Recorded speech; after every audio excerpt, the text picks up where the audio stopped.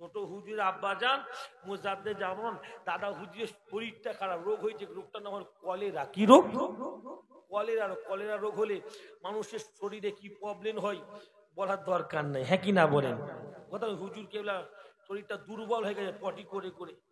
ছোট হুজুরকে মুজাদ্দে জামান দাদা হুজুর রহমাতুল্লাহ আলাইহি ছোট হুজুরকে ডাকলে, বাবা শরীরটা দুর্বল হয়ে গেছে, আমার একটু পটি লেগে গেছে, একটু ফাঁকে যাব। কথা বললেন। ছোট হুজুর রহমাতুল্লাহ আলাইহি একটু ফাঁকে গেলে, হুজুর কেবলার হাতটা ধরে দাদা হুজুর আস্তে আস্তে করে বাথরুমে গেলেন। জামান দাদা হুজুর রহমাতুল্লাহ আলাইহিকে ছোট হুজুর হাতটা ধরে বসে, হুজুরের দুর্বল, আর ছোট হুজুর বাথরুমের কাছে গিয়ে দেখছেন মুজাদ্দে জামান পটিটা প্যানের ভেতর না করে প্যানের ওপর করে ফেলে, শরীরটা খারাপ তো।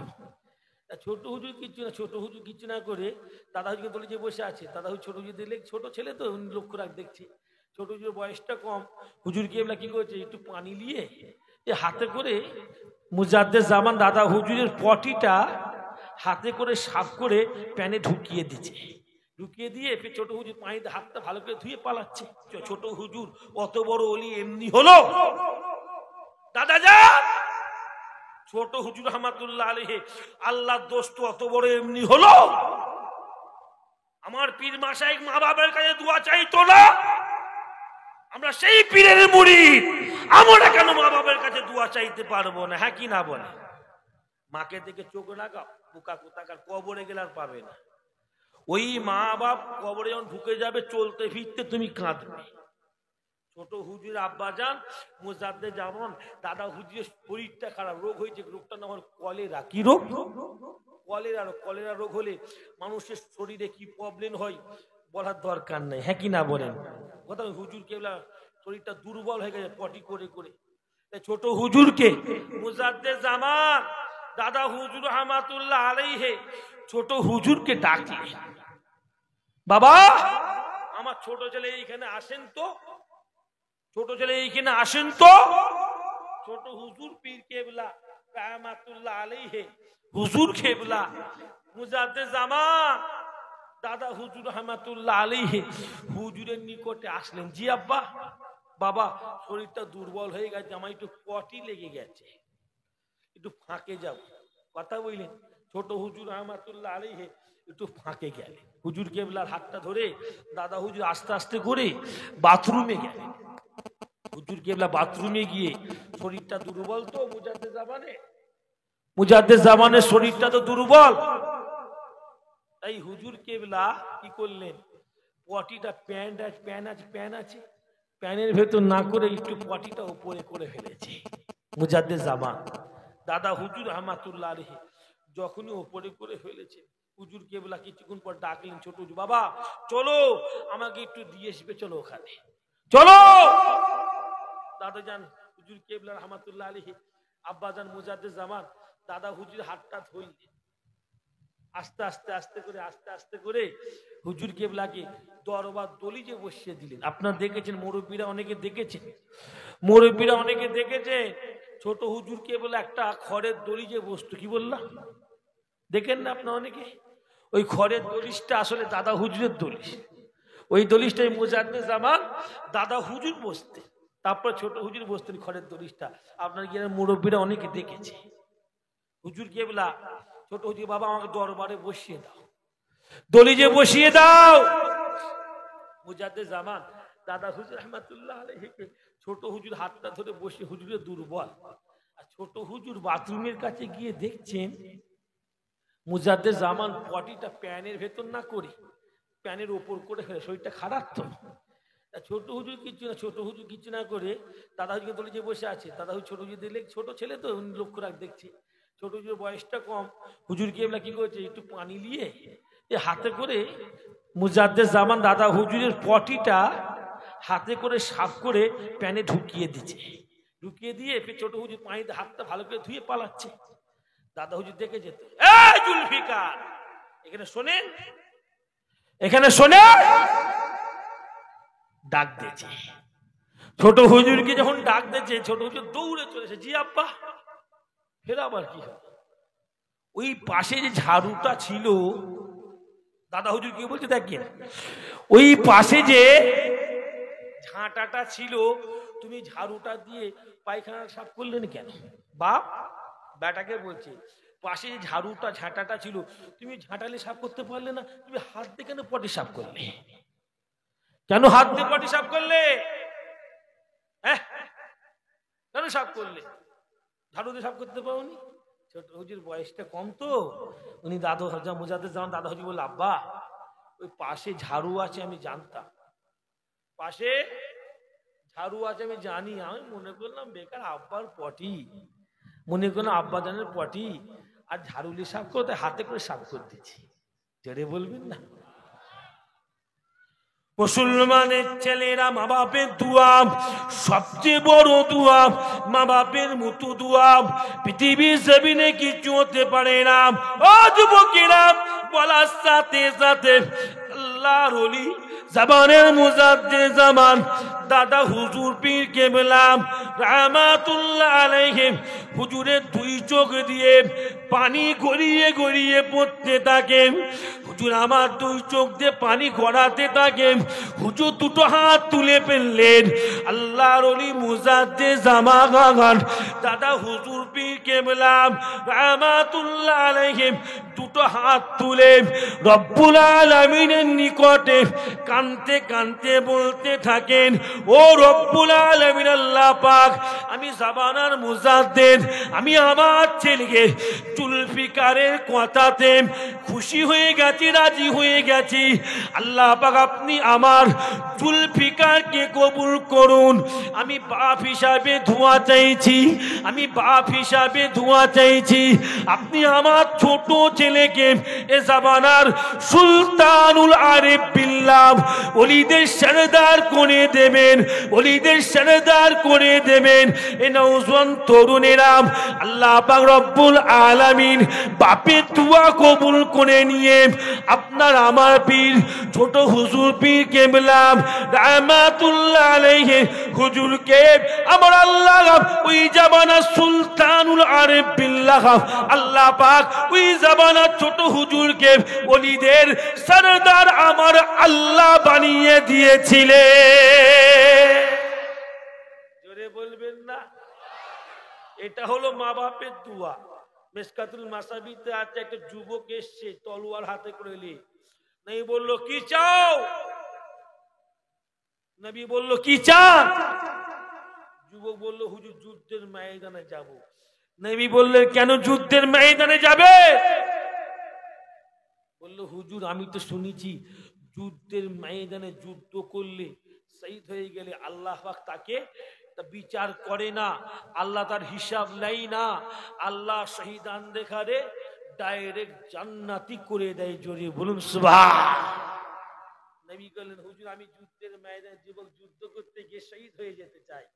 আল্লাহ নবী দুরজাহানের বাহাদুর সাহাব হাবিবুল্লাহ সাল্লাল্লাহু আলাইহি ওয়াসাল্লাম ওই যুবকটার দিকে তাকিয়ে তাকিয়ে বলেছিল, ও যুবক তোমার ঘরে কি তোমার আম্মা জান হায়াতে আছে? ও যুবকেরা ভালো করে শুনে লিবার চেষ্টা করো। আল্লাহ পাক তোমাদের জন্য মা বাপকে কি নিয়ামত করেছে গো। আল্লাহ পাক তোমাদের জন্য আব্বা মাকে কত সম্মানিত করে দিয়েছে গো। যুবকটা আল্লাহ নবীকে বলেছিল, ইয়া রাসূলুল্লাহ আমার মা ঘরে আমার মা বাড়িতে হায়াতে জিন্দেগিতে আছে। বলার সাথে সাথে আল্লাহ নবী বলেছিল, যুবক তোমাকে যুদ্ধের ময়দানে যেতে হবে না, যুবক তোমাকে যুদ্ধের ময়দানে গিয়ে তোমার পিরানখানা আল্লাহ রাস্তায় দিতে হবে না। যুবক তুমি তোমার মায়ের কাছে যাও, আম্মা জানের নিকটে গিয়ে আম্মা জানের খেদমত করো।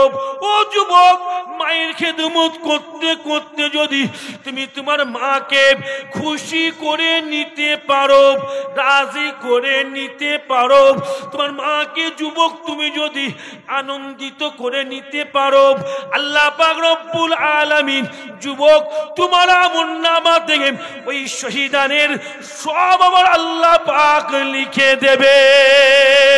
আরো জোরে জোরে হবে না সুবহানাল্লাহ। আজকে ছেলের কথা বলবেন না, মাকে চোখ দেখায়। আজকে ছেলের কথা বলবেন না, বাবাকে ছোট বড় কথা বলেন। ও তাজপুরের যুবকেরা, ও তাজপুরের ছেলেরা, খোদার কসম খেয়ে বলে গেলাম, তোমরা যদি আল্লাহ পাকের কাবা বাইতুল্লাহ শরীফের গিলাফটা হাতে করে ধরে কাঁদো, আল্লাহকে বলো আল্লাহ মাফ করে দাও। ও যুবক, আমার আল্লাহ পাক তোমাকে মাফ করবে না। তোমার মা যদি তোমার জন্য কাঁদে, যুবক, তোমার মা যদি তোমার প্রতি, কি গো ভাই এসছে নাকি? তো ভাইয়ের আসার টাইম হয়ে গেছে, আমি চলে এসেছি মনে হচ্ছে নাকি? বাবা দৌড়েছি, আল্লাহুম্মা সাল্লি আলা।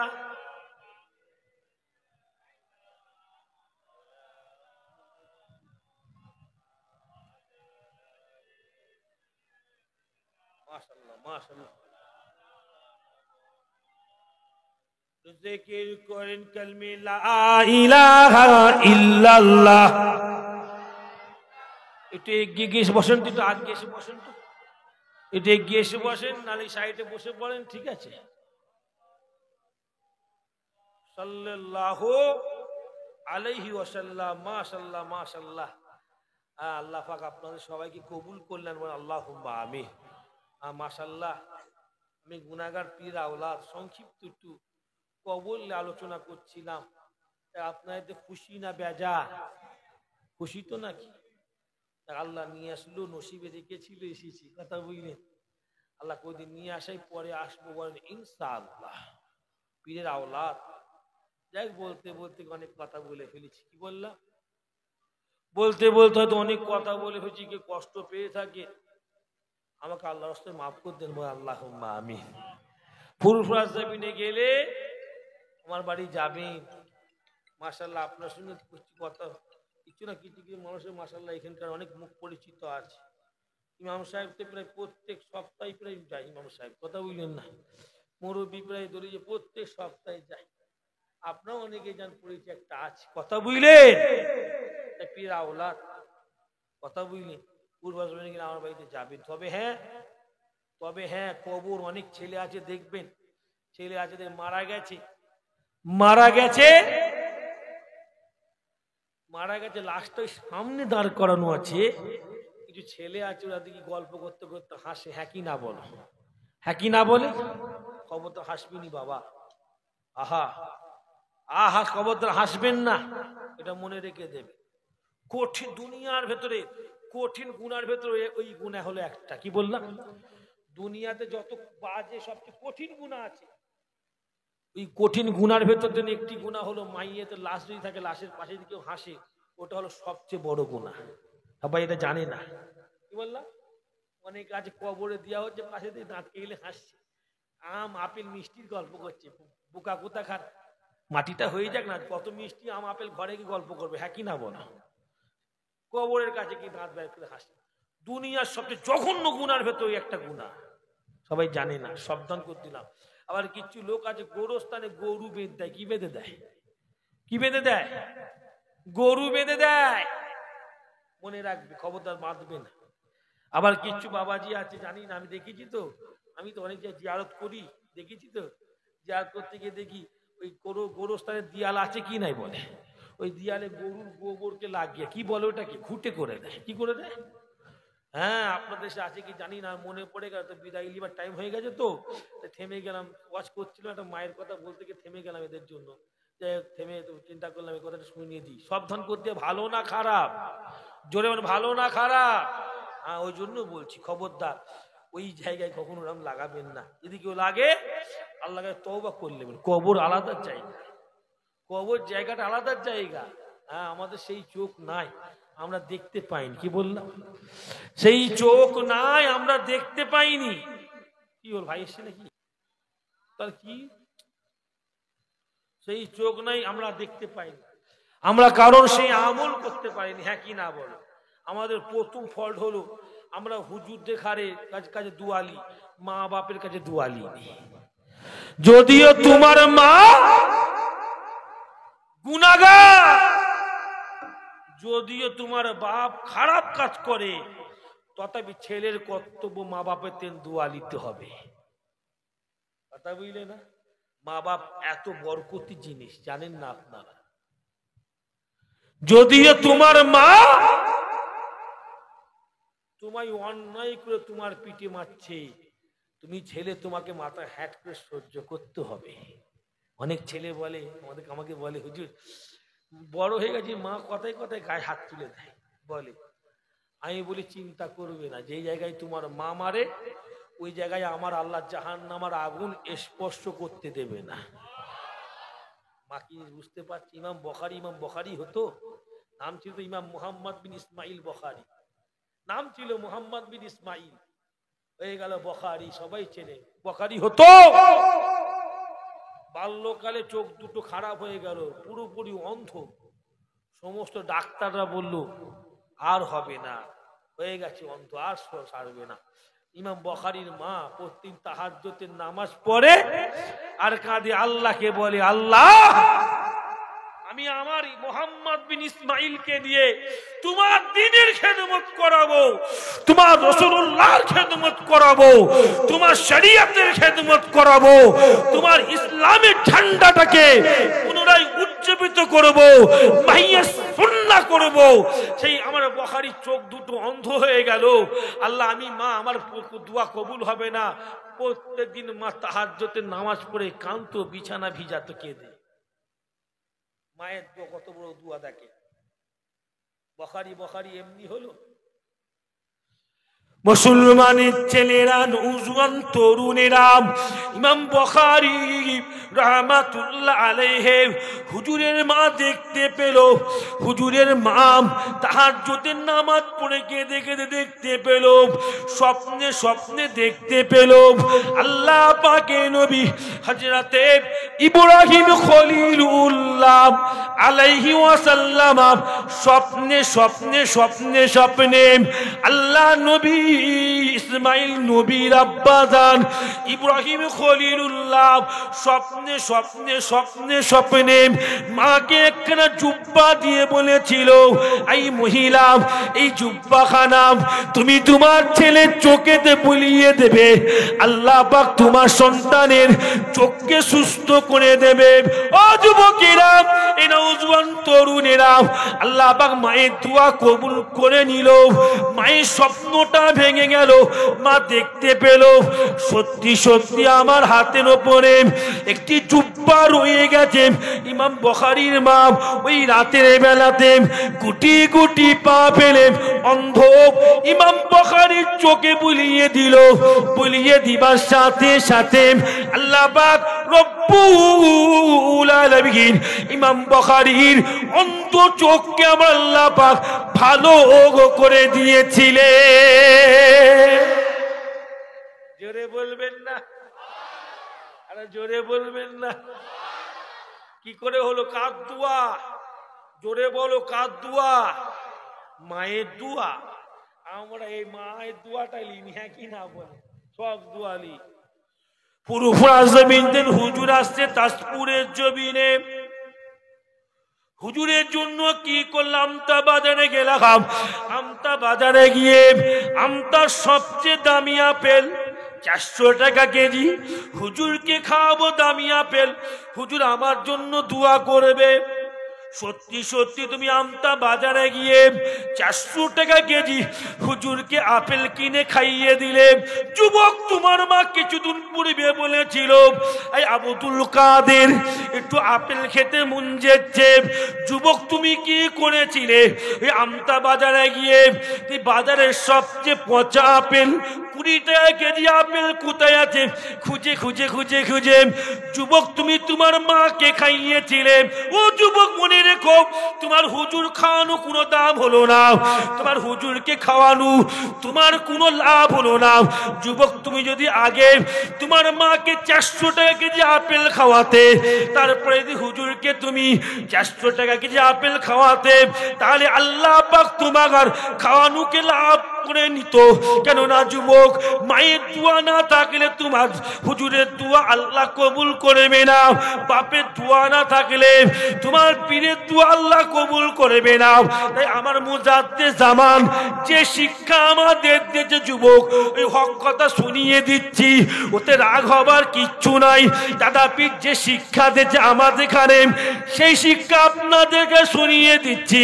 কেননা আল্লাহ নবী জানিয়ে দিয়েছে, হুমা জান্নাতুকাম ওয়া নারুকাম। ও যুবক, তোমরা যদি তোর মা বাপকে নারাজ করে দাও, তোমরা জাহান্নামী হয়ে যাবে, তোমাদের ঠিকানা জাহান্নামী হয়ে যাবে। আর তোমরা যদি তোমাদের মা বাপকে খুশি করে দাও, আনন্দিত করে দাও, আল্লাহ পাক তোমাদের ঠিকানা জান্নাতি করে দেবে। আরো জোরে জোরে বলুন না সুবহানাল্লাহ। যুবকেরা, নওজোয়ানেরা, ও নবী পাকের উম্মতিরা, ও নবী পাকের ভালোবাসার মানুষেরা, ও ছেলেরা মায়েরা, ভালো করে বুঝে নিবার চেষ্টা করুন। আপনি বর্তমানে কত মানুষ হজে যাচ্ছে, গতকাল থেকে হাজী সাহেবেরা একে একে একে একে হজে যাওয়া শুরু করে দিয়েছে। আল্লাহ দরবারে দোয়া চান, আল্লাহ পাক যেন প্রত্যেকটা হাজী সাহেবের হজ দেখারে আল্লাহ পাক কবুল করে নিন। জোরে বলুন না আল্লাহুম্মা আমিন। মুসলমানের ছেলেরা, নওজোয়ানেরা, ওই পৃথিবীর জমিনেতে কেউ 7 লাখ, কেউ 8 লাখ খরচা করে হজের জমিনে চলে যাচ্ছে যুবক। কারো হজ কবুল হচ্ছে কি, এর গ্যারান্টি পৃথিবীর কোনো ব্যক্তি দিতে পারবে না।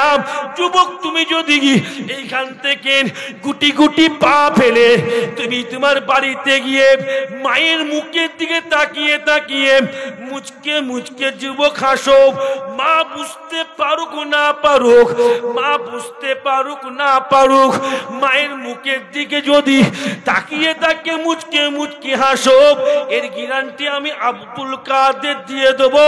আল্লাহ নবী বলে দিয়েছে, ওই যুবকটার আমলনামাতে 99 খানা মকবুলিয়াত হজ আল্লাহ পাক কবুলিয়াত হজের সব আমার আল্লাহ যুবকের নামে লিখে দেবে। আরো জোরে বলবেন না? মা কি জিনিস বুঝতে পারছে? মা বাপকে আমরা ছেড়ে দিই, মা বাপকে পছন্দ করি না, মা বাপকে আমরা ভালোবাসি না, মা বাপকে আমরা প্রেম করে। বসে পড়ো, তোমরা বসে পড়ো, বসে পড়ো, হ্যাঁ বসে পড়ো, হ্যাঁ বসে। মাশাআল্লাহ, দাঁড়াও, মাশাআল্লাহ, সুন্দর তো ব্যবস্থা করেছে, দাঁড়াবে কেন? হ্যাঁ, কথা বুঝলেন না? কি হলো? সুন্দর তো ব্যবস্থা করেছে, হ্যাঁ কি না বলেন না?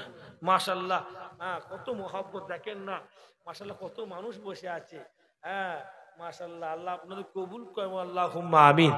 যে কথা বলছিলাম আমি, গুনাহগার পীর আওলাদ, কি গো পীরের ছেলে, যে কথা আমি গুনাহগার বলছিলাম, কথাটা হলো কি, মা বাপকে ভালোবাসতে হবে কি হবে না? হ্যাঁ, খবরদার, যাদের মা বাবা আছে দাঁত রাখতে, দাঁতের মজা বোঝো না। দাঁত যাদের চলে গেছে মুরব্বীদের গিয়ে বলো, মুরব্বীদেরকে জিজ্ঞাসা করো দাঁত থাকলে দাঁতে কত ক্ষমতা ছিল, হ্যাঁ কি না বলো। তোমাদের মা বাবা আছে এখন, আল্লাহ পাক তোমাদের অনেক ক্ষমতা দিয়েছে। যেদিন যুবক মা বাপ আল্লাহর ডাকে সাড়া দিয়ে চলে যাবে, মনে রাখবেন, জেনে রাখবেন, ওই দিন তোমার ক্ষমতা কমে যাবে। যতই কাঁদো, আব্বা মা বলে যতই কান্নাকাটি করেন, আর মা বাপকে কখনো ফিরে পাবেন না। ফিরে পাবে? ফিরে পাবে? ফিরে পাবে না। যতই কাঁদো, মুরব্বীদের মনে থাকবে, মায়ের মতো মায়া কারো আছে? হ্যাঁ, মনে নেই? মুরব্বীদের মনে পড়বে, হ্যাঁ মায়া বাপের মতো মায়া আছে। মাকে তুমি বলেছিলে, মাকে তুমি বলেছিলে, মা আমি আমতা বাজারে যাচ্ছি, মা বললো কখন ফিরবে? ছেলে কখন ফিরবে? তুমি মাকে বললে, মা রাত 10টায় ফিরবো। কটায় ফিরবো? রাত 10টায়। কিন্তু আমতা বাজারে গিয়ে এমন একটা খেলা হচ্ছে না, বন্ধুর পাল্লায় পড়ে তুমি খেলাই মনোযোগী হয়ে গেছো। বাজে রাত 3টে, তখন তুমি ঘরে গুটি গুটি লুকিয়ে লুকিয়ে পাঁচিল ডিঙিয়ে ঢুকছো। মা না বুঝতে পারে, কি বললা? হ্যাঁ, মা না বুঝতে পারে। মাকে বলেছে রাত 10টায় ঢুকবো, ঢুকছো কথায় রাত 3টে। তুমি লুকিয়ে লুকিয়ে ঢুকছো, কিন্তু আল্লাহকে সাক্ষী রেখে বলেন তো, লুকিয়ে ঢুকে দরজা খুলে ঢুকছেন, তখন আপনার মা ডাকে নাই আব্দুল কাদের, দেরি হলো কেন? বলেছি কি বলেনি? বলেছি কি বলেনি? ওটাই তো মা, ওটাই তো মা। মায়ের মতো এত মায়া আর কে পাবে না? মায়ের মতো এত দয়া পৃথিবীর দেবেন দ্বিতীয় কাউকে দেয়নি। মাকে আল্লাহ এত মায়া দিয়েছে। মুসলমানের ছেলেরা, নওজোয়ান তরুণেরা, আল্লাহ নবীর বিখ্যাত সাহাবী হযরতে আবু হুরায়রা রাদিয়াল্লাহু তাআলা আনহু আল্লাহ নবীর দরবারে বসে টুকরে টুকরে কান্নাকাটি করছে। আবু হুরায়রার মাথাটা ফেটে গিয়ে রক্ত গইরে গইরে পড়ছে। আবু হুরায়রার পিঠটা ছেঁদা হয়ে গিয়ে রক্ত ফিচকিরি ফিচকিরি দিয়ে আল্লাহ নবীর দরবারে গড়িয়ে গড়িয়ে পড়ে যাচ্ছে। ও যুবকেরা, আল্লাহ নবী দুরজাহানের বাদশাহ হাবিবুল্লাহ সাল্লাল্লাহু আলাইহি ওয়াসাল্লাম, আল্লাহ নবী দুরজাহানের বাদশাহ হাবিবুল্লাহ সাল্লাল্লাহু আলাইহি ওয়াসাল্লাম, আল্লাহ নবী হুজুরা খানা থেকে গুটি গুটি পা ফেলে গুটি গুটি পা ফেলে বাইরে যখন বেরিয়ে আসলেন, আল্লাহ নবী আবু হুরায়রার দিকে তাকিয়ে তাকিয়ে বলতে থাকে, ও আবু হুরায়রা, তোমার এই রকম দশা কে করলো? তোমার মাথাটাকে ফাটিয়ে দিল, তোমার শরীরের চামড়া খানাকে ফাটিয়ে দিল। আবু হুরায়রা, তোমার ওই রকম দশা কে করে দিল? ও যুবকেরা, আল্লাহ পাক মায়ের সম্মান কতটুকু দিয়েছে গে। আল্লাহ নবী সাহাবী, বিখ্যাত সাহাবী হযরতে আবু হুরায়রা রাদিয়াল্লাহু তাআলা আনহু আল্লাহ নবীকে বলতে থাকে, হুজুর দেখুন না, গতকাল রাতের বেলাতে আমার মা আমাকে বলেছিল, আবু হুরায়রা, তোমার বাড়ি ফিরতে কেন দেরি হলো? হুজুর, আমি আবু হুরায়রা সহ্য না করতে পেরে আমি আমার মাকে বলে ফেলেছিলাম, আম্মা জান, আমি আল্লাহ নবীর হাতে হাত দিয়ে ঈমানের কলেমা পড়ে আমি আবু হুরায়রা মুসলমান হয়ে গেছি। আল্লাহ নবী সাহাবী আবু হুরায়রা আল্লাহ নবীকে বলেছিল, ইয়া রাসূলুল্লাহ, এতটুকু কথা বলার সাথে সাথে আল্লাহ নবী নবীকে বলতে লাগলেন, হুজুর, আমার মা এতটুকু শোনার সাথে সাথে হুজুর দেখেন না, এত মারা মেরেছে, আমার মাথাটা ফাটিয়ে দিয়েছে, আমার শরীরের চামড়া কানা ঝাঁদা করে দিয়েছে। হুজুর দেখুন না, হুজুর দেখুন না। ও যুবকেরা, আল্লাহ নবী এটা আবু হুরায়রার দিকে তাকিয়ে তাকিয়ে বলেছিল, আবু হুরায়রা, ওটা তোমার মা।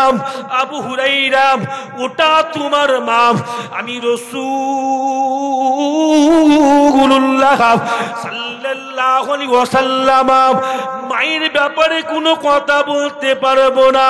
ও যুবকেরা, মায়ের সম্মান তাহলে কত বড়।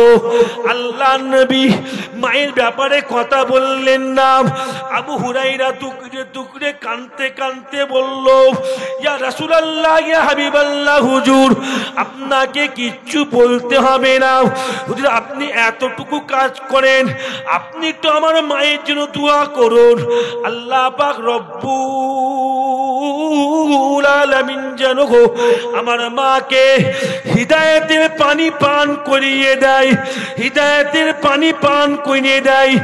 নওজোয়ান তরুণেরা, আল্লাহ নবী হযরতে আবু হুরায়রা রাদিয়াল্লাহু তাআলা আনহু হুজুরের মায়ের জন্য দোয়া করলো। আবু হুরায়রা ওই ফাটা মাটা নিয়ে, রক্ত মাখা শরীর নিয়ে আল্লাহ নবী দোয়া চাওয়ার সাথে সাথে আল্লাহ নবী দরবার থেকে দৌড়ে দৌড়ে মায়ের ঘরের দিকে দৌড় দিল। আবু হুরায়রা মনে মনে ভাবলো, দেখবো আমি আবু হুরায়রা দৌড়ে দৌড়ে আমি আমার ঘরে আগে পৌঁছাই নাকি না আল্লাহ পাক আল্লাহ নবীর দোয়াকে আগে কবুল করেন। নওজোয়ান তরুণেরা, আল্লাহ নবী সাহাবী হযরত আবু হুরায়রা রাদিয়াল্লাহু তাআলা আনহু দৌড়ে দৌড়ে দৌড়ে দৌড়ে মায়ের ঘরের নিকটে গিয়ে আম্মা জানের দরজাখানা যখন ঠোকা দিল, ঠোকা দিবার সাথে সাথে আবু হুরায়রা শুনতে পেল ঘরের ভেতর থেকে আম্মা জান চিৎকার করে বলছে, আবু হুরায়রা থামো থামো থামো, আবু হুরায়রা থামো থামো থামো, আমি তোমার মা, তোমার নবীর হাতে হাত দিয়ে গে আমি তোমার মা, তোমার সাথে গিয়ে তোমার নবীর হাতে হাত দিয়ে ইমানের কলেমা পড়ে আমি তোমার মা মুসলমান হয়ে যাব। জোরে বল।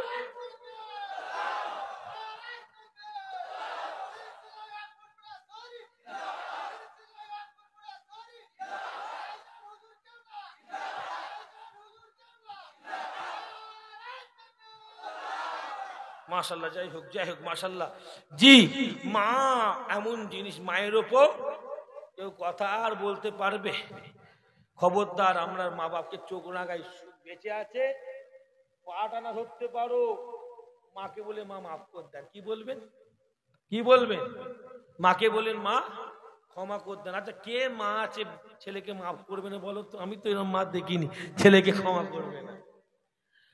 আমি তো দুনিয়াতে এরকম মায়ের কলিজা দেখিনি যে মায়ের কলিজা ছেলেকে মাফ করে না। বোকা ছেলে যত অন্যায় করুক ছেলেকে মা মাফ করে দেয়। হ্যাঁ কি না বলো? তোমার মনে নাই তুমি আজকে রাগ দেখাচ্ছ মাকে? হ্যাঁ, তুমি তো উলঙ্গ হয়ে, তোমার বয়স ছিল 3 মাস 6 মাস, তুই তো উলঙ্গ হয়ে ঘরে গু মেখে পড়েছিলে। পাশের ভাবিটা গুয়ের গুণ দিয়ে নাকে কাপড় দিয়ে এসে তোমার মাকে বললো, এই অমুকের মা, এই অমুকের মা, তোকে দেখতে পাননি? ছেলেটা গু মেখে পড়ে আছে। আহা, ছেলে গু মেখেছে, মা রান্না বন্ধ করে দিল। ছেলে ঘু মেখেছে, মা নিজে ম্যাথর হয়ে গেল। হ্যাঁ কি না বলে? ছেলে ঘু মেখেছে, মা নিজে ম্যাথর হয়ে গেল। মা কি করলো? নিজের ছেলে ঘু মেখেছে, মা ঘু মাখছে। হ্যাঁ কি না বলো? পাশের বাড়ির বৌদিটা ভাবিটা কিন্তু নিজে ঘু মাখলো না, শুধু বললো গুটা সাফ করে দাও, গন্ধ বেরোচ্ছে। হ্যাঁ কি না বলো? ওটার নাম তো মা। মা এমন জিনিস, তাই মা এমন মা আমি পৃথিবীতে দেখিনি যে মা ছেলেকে কখনো ক্ষমা করতে পারে না। একটুখানি ভুল হয়, ছিট ছেলে আছে মাথা গরম, ভুল করে ফেলে, বেঁচে থাকতে ক্ষমা চেয়ে নাও, বেঁচে থাকতে মাপ চেয়ে নাও। আর যদি না মাপ চাও, মারা যায়, কমসে কবরে গিয়ে জুম্মার রাতে একটু আল্লাহর কাছে মাপ চাইবে। কি বললাম? এই ছেলে আছে, এমন এক দুনিয়া থেকে ছেলে আছে মায়ের জানাজাটা পড়ে না। কি বললাম? রাগ করছেন নাকি? এমন ছেলে আছে মা মারা গেছে, ইচ্ছা করে মায়ের জানাজা পড়ে। কপাল ফাটা তুমি। যাও, এখনো বেঁচে আছো, মা কবরে শুয়ে আছে, তো আল্লাহর কাছে গিয়ে জুম্মার রাতে দোয়া চাইবে। হ্যাঁ, মুরব্বী আল্লাহর ওলিরা বলেছেন, মরে গেলে তো হয়ে গেল, কপাল ফেটে গেলে তোমার ছেলে। আল্লাহর ওলিরা বলেছে কোনো ছেলে বারবার মা বাপের কবরে ক্ষমা চায়, আল্লাহ ওই ক্ষমাটা ফেরস্তা দিয়ে ওই ছেলের মা বাপের কাছে আল্লাহ ক্ষমা করিয়ে নিয়ে থাকে। একবার জড়িয়ে বলুন সুবহান। কথা বুঝলেন? মা বাপ এমন জিনিস, মা বাপে বেখেয়াল করা যাবে না। গোরস্থান উপলক্ষে জলসা, কবরবাসীদের রুহে মাগফিরাত উপলক্ষে জলসা। আল্লাহ পাক আপনাদের এই জলসার মাহফিলকে কবুল করলেন, বল আল্লাহুম্মা আমিন। সাথে সাথে আল্লাহ প্রত্যেকের মা বাপের কবরখানা আল্লাহ জান্নাতি বাগান করে দেন, বল আল্লাহুম্মা আমিন। আমার দিনদার ইমানদার ভাইরা, খবরদার, হ্যাঁ, কবর দেখলে সালাম দেবেন, কবর দেখলে সালাম দেবেন। বিশেষ করে মা বাপের কবর একটু দোয়া খায়ের করবে, সালাম দেবে। কথা বুঝলে? মারা গেছে বলে মিটে গেছে ভাববেন না। ছেলেদের এমন শিক্ষা দেবে, ছেলেদের এমন শিক্ষা দেবে, মরে যাবার পরে আমি বাপ আমার জন্য একটু কোরআন শরীফ নিজে থেকে পড়ে। মরে গেলে যেন আমি বাপ আমার জন্য একটু তেলাওয়াত শরীফ নিজে থেকে পড়ে।